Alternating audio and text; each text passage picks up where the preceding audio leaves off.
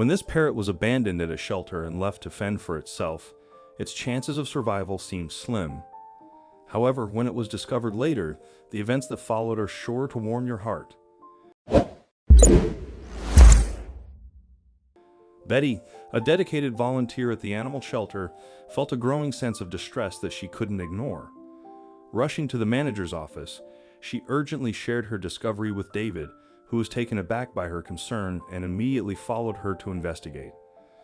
They made their way to the section of the shelter housing the cats, moving toward the far end of the room.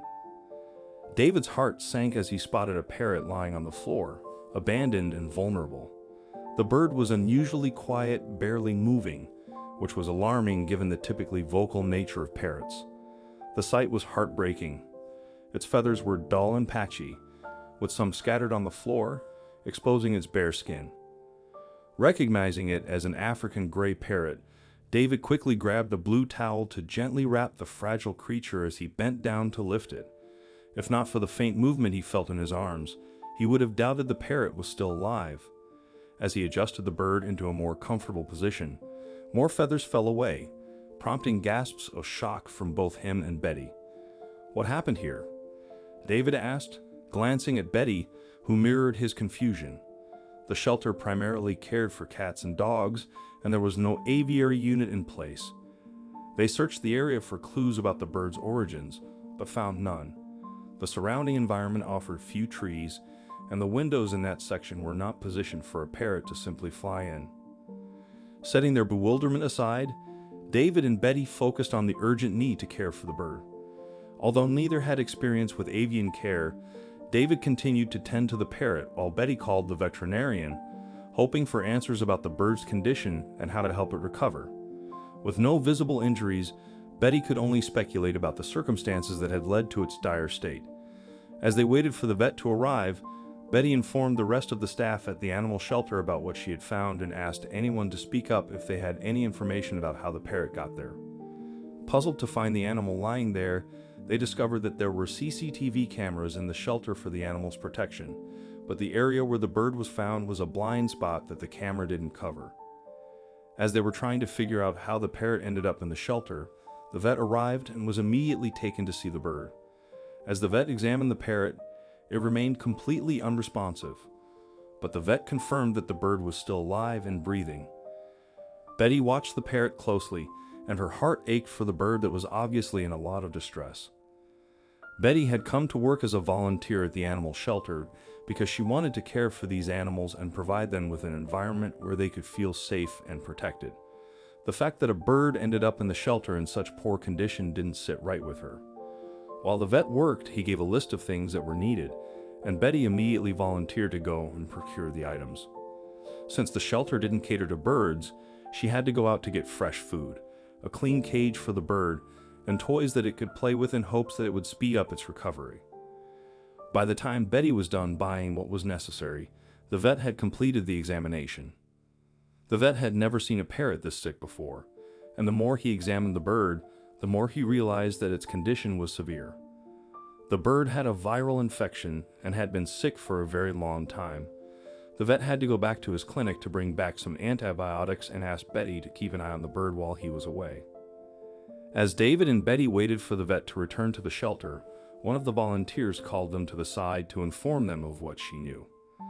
The volunteer, Rachel, had just arrived at the shelter when she was informed about what Betty had discovered and instantly felt a pang of sadness. She had been present when a man came into the shelter yesterday with a parrot, claiming that he found it abandoned and decided to bring it to the shelter. Rachel was a new volunteer, and there was no one there to assist her, so she willingly took the parrot in and placed it in the cat unit, since it had the most available space. She planned to tell the manager today, but wasn't able to before the bird was eventually discovered. David asked if the man had left any address, but he hadn't, so it would be difficult to trace him. David believed that the man had not found the parrot. Instead, the bird was his. When the parrot fell sick and he could no longer care for it, he brought it to the shelter and tried to pass it off as a good deed. However, there was nothing they could do about that now except make sure that the bird received the best care. The vet returned and immediately went to work again, putting the parrot under extensive treatment. It was given several antibiotics and placed in a much more comfortable environment. The parrot was quite young, and given the condition it was found in, the vet wasn't certain that it would survive, but he was going to try either way. The vet arrived the next day and continued the parrot's treatment. The bird was weighed, and it was almost dangerously underweight, which explained why it was so weak. The vet gently extended its wings, only to see more empty patches of skin where the feathers once were. The bird's heart rate remained steady, and even though its breathing was heavy and labored, the vet could now confirm that the parrot had a solid chance of surviving. The shelter erupted with cheers and happiness, and Betty looked fondly at the bird.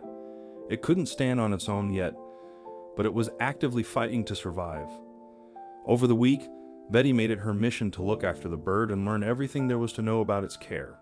She never let it out of her sight and paid close attention in order to spot any signs that suddenly appeared.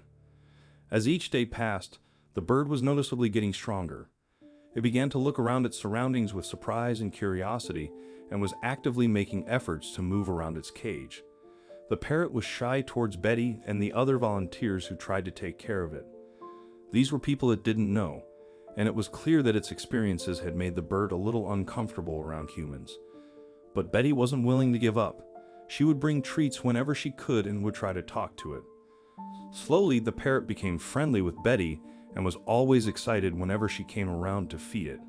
The vet came by every day to check on the bird's recovery and make sure its treatment was still progressing. The parrot started to move about a month after it was found abandoned in the shelter. It was still difficult for it to fly, but every day the bird made progress, and it was a joy for the shelter to see how much it had miraculously transformed. 3 months later, to the delight of Betty and everyone in the shelter, when the vet performed his daily checkup on the parrot, he confirmed that it was fully healed. The glimmer in its feathers had returned, and the empty patches of skin were being filled up by new feathers. The parrot was almost unrecognizable.